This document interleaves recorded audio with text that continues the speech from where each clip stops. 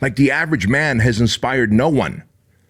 Think about that. The average man inspires no one. Why would you live an average life, or why would you expect an average life of your kids? You wouldn't. And therefore, why would you be okay with accepting average or mediocrity for yourself? So many people out there struggling and wanting more, having the desire to achieve more, the ambitions, but never really achieving it because you simply do not know how to break the seal. And the seal is your limiting beliefs. If I'm able to make it in this country, and I've been very open with you about all the limiting beliefs that I had and all the limiting components in my life, right?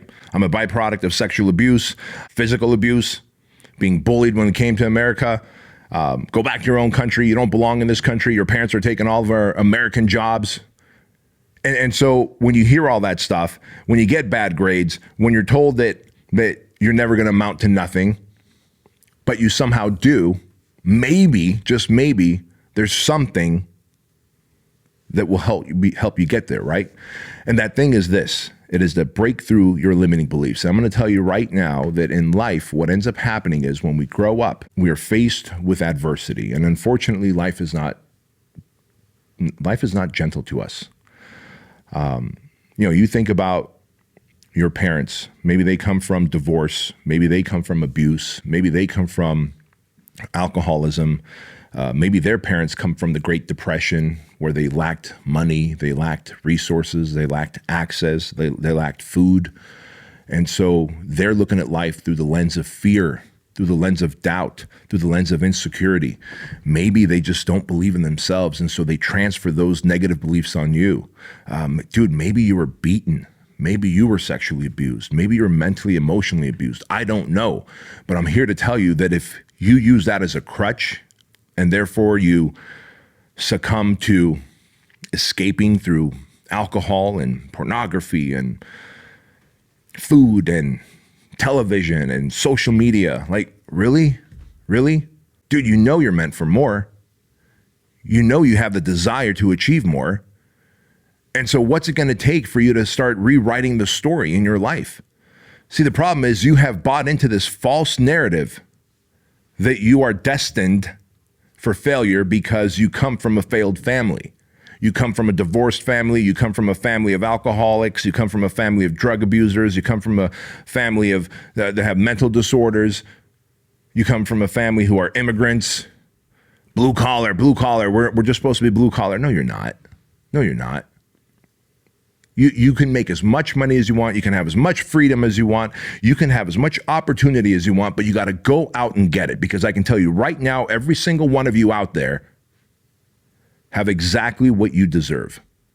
You might think that life is unfair. You might think that life dealt you a bad hand, but I'm here to tell you life will give you exactly what you tolerate. And if you've been tolerating mediocrity, you've been tolerating average, you've been tolerating this victim mentality that you're carrying, then guess what? You have exactly what you deserve. I know those are harsh words, but I'm going to tell it to you.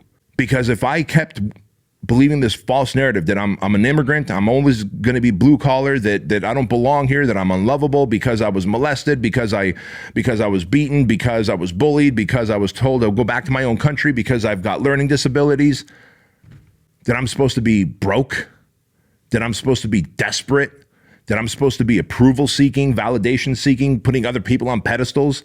Because of that shit, fuck you. Don't ever for a moment undersell yourself. See, that's the thing, man. Everyone's waiting for permission.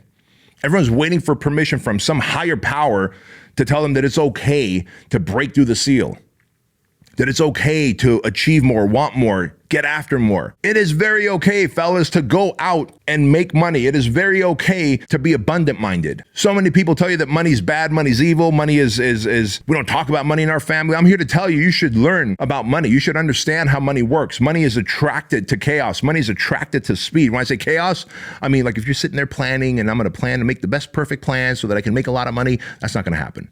Money is attracted to chaos. Like here in the building, man, we're always doing, producing, creating, running ads, campaigns, writing copy, blog posts, emails, social media campaigns. It's a speeding train. Money is attracted to people who want to add value to society. Money is attracted to people who want to serve. Money is attracted to people who want to solve problems. That's how money works. And then you can multiply money by putting it to work for yourself, right? You can invest money into things that will give you a return on your investment. It is okay to make money.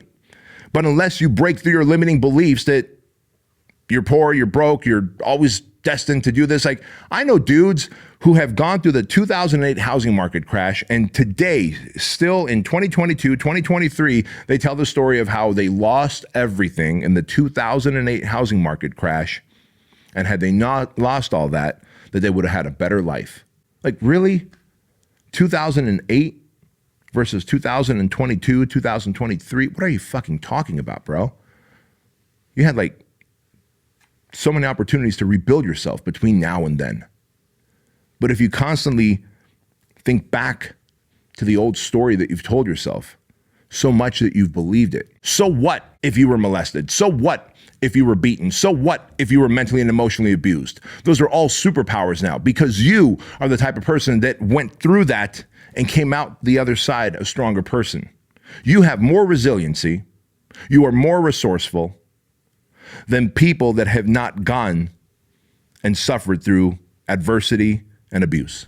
That's the reality. We are more resilient. We are more emotionally strong, mentally tough, and we can deal with so much shit. But we have to first let go of the mental crippling crutch that we carry, which is this victim mindhood. When I let go of that 10 years ago, that I was a victim of sexual abuse, that I was a victim of physical abuse, that I was a victim of being bullied, that I was a victim in every category.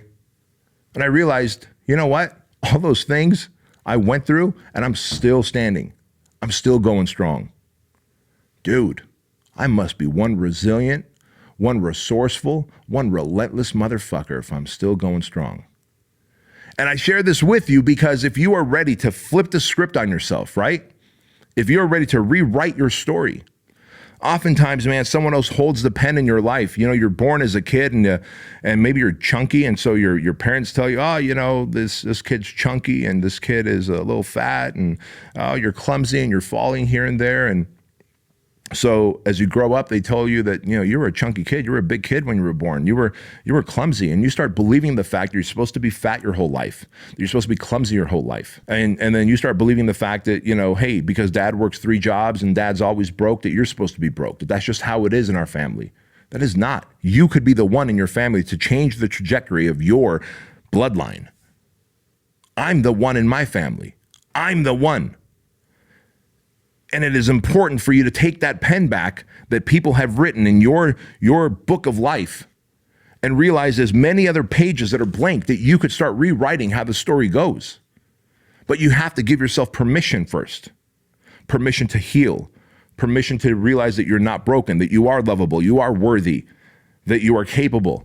You have everything you need. There's not a goddamn thing that someone else has that you don't have. It is time for you to drop the e-brake. It is time for you to start doing the self-development, personal development, self-work. It is time to take the responsibility in your hands and not blame your parents, not blame the absence of dad. You go around wearing pain and victimhood like a badge of honor, telling everybody about your adversity, about the shit you've gone through, about how hard life was for you, about how difficult things were and how hard you had it. And how if only your parents, and if only your dad, if only the education system, and if only you weren't abused. Okay, but you were. And they were. And they did the best they could. Who knows where your dad came from? Who knows what he had to deal with? Who knows where your mom came from? Like, you know, you can parent yourself. You can parent yourself. And so if you're like, man, my dad was absent. If I had a good dad, he would have taken me to the gym. He would have taught me how to drive a manual transmission car.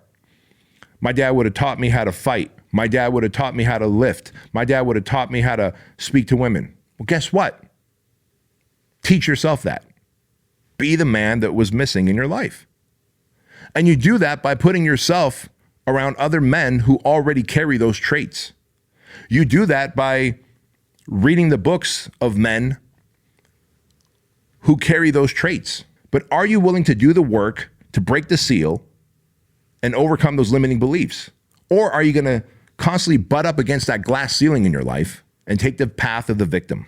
You might have a moment of dopamine hit when you take the path of the victim by telling someone your story, and then you get some kind of awesome feeling about the fact that they feel bad for you and they feel sorry for you. But big picture, every time you tell your sad, pathetic story, All you do is you reinforce the fact that you're sad, you're pathetic, you're undeserving. Effectively, you reinforce the fact that you're okay with being a loser. I don't want you to be a fucking loser.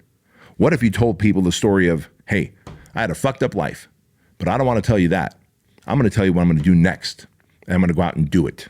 That is what self-development is about. That is what peak performance is about. That is what breaking through self-limiting beliefs is about, is rewriting the story. Because as long as you have breath in your lungs, as long as your heart is beating, as long as you have consciousness in your mind, you can go and rewrite the story of how your life ends and how your life continues from this day forward, the legacy that you live. Man, I got to tell you, Bedros 1.0 versus Bedros 2.0, two very different people. And I want to see you develop into the 2.0 version of yourself. And that only happens when you are ready to let go of living like an average human and start living like a savage who deserves success, abundance, happiness, security, prosperity, legacy, meaning, fulfillment, significance, purpose.